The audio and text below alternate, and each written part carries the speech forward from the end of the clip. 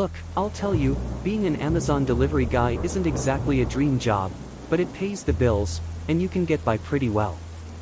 After a while, you get used to the routines, the same routes, the same faces.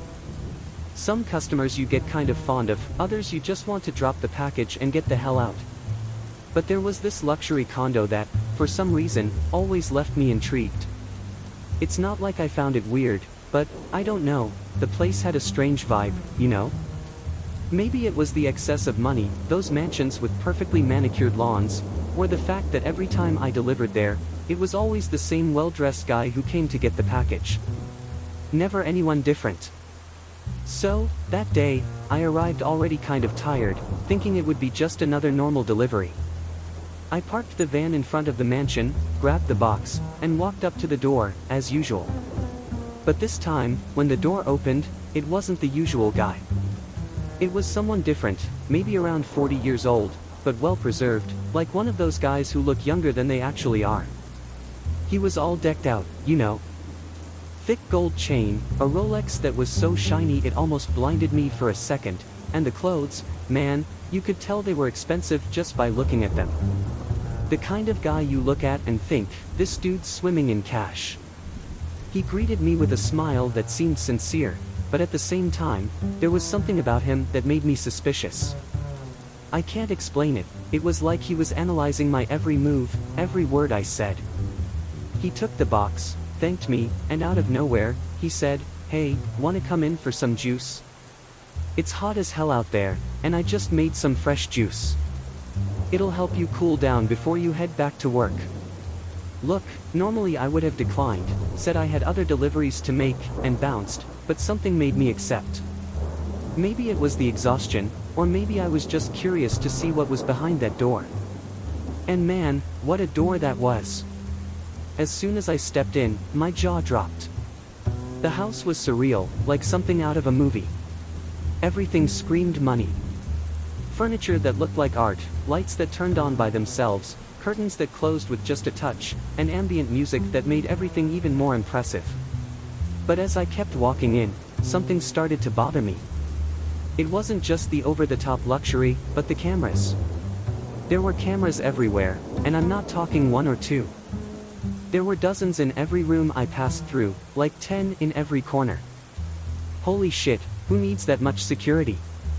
I thought to myself, but I didn't say anything. He led me to the kitchen, where he served me a glass of orange juice that was actually pretty damn good. While I drank, he started making small talk, asking about my job, if I liked driving around all day, those questions that seem like someone's just trying to be nice. But there was something about the way he talked, the way he looked at me, that put me on edge. And then, out of nowhere, I felt the urge to go to the bathroom. I asked where it was, and he pointed down a long hallway. Off I went, thinking I'd just do my business and get the hell out of there. But on the way, I passed a door that was slightly ajar. And like any curious human, I couldn't resist taking a peek. And that's when things started to get really weird. I know I shouldn't have looked, but curiosity's a bitch, right? I got closer to that half-open door, trying to be as quiet as possible. When I pushed the door open a bit more, I was shocked by what I saw inside. It was a room full of monitors, like 30, 40, I don't know. All of them were on, all showing footage from the cameras scattered around the house. I was already thinking it was strange to have so many cameras, but this was insane. Every monitor showed a different part of the house. Kitchen, living room, bedrooms, even the hallways. It was like I was watching a reality show, but way more fucked up. You know when you feel a chill run down your spine? That's exactly what happened to me right then. And the worst part, on some of those monitors, I swear to God I saw something that made me want to bolt out of there as fast as possible. On one of the monitors, there was a dimly lit room, like a basement or something. And inside that room, there were people. Yeah, people, man. Chained up, tied to some iron bars, looking completely fucked. They weren't moving much, but you could see the desperation in their eyes. Like they were waiting for something, or someone. At that moment, my brain went into full panic mode. What the fuck is this? I thought. My first reaction was to turn around and run, but before I could take a step, I heard a voice behind me. I nearly shit myself in fear. "See something interesting?" the guy said, with that same smile that now seemed even creepier. He was standing in the doorway, blocking my way out, and from the way he was looking at me, it was clear he knew exactly what I'd seen. I tried to stay calm, but my legs were shaking so badly it felt like they'd give out any second. I was just looking for the bathroom," I stammered, trying to think of an excuse, anything to get me out of that mess.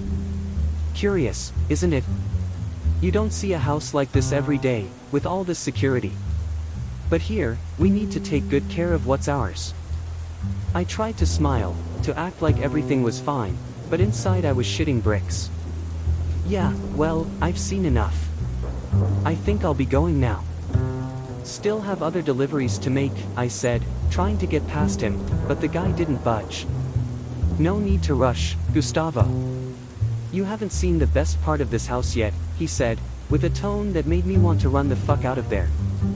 At that moment, I knew I was screwed. "Look, thanks for the juice, but I really need to go," I tried to say, trying to keep my voice steady, but it came out shaky. Without waiting for a response, I took a step toward the door, hoping he'd let me through.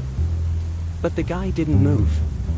He was blocking my only way out, and I knew I wouldn't get past him without a fight, and fighting wasn't an option. He was bigger, stronger, and probably had something nearby to fuck me up for good. But I had to try. I took another step and, without thinking, pushed him with all the strength I had. The guy stumbled for a second, and it was enough for me to take off down the hallway. My mind was racing, and all I could think about was finding the damn exit before he caught up with me. I ran like my life depended on it because, honestly, I thought it did.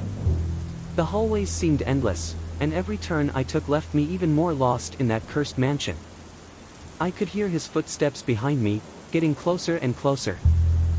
Fuck, fuck, fuck, was all that was running through my mind. Finally, after what felt like an eternity, I saw the front door ahead of me.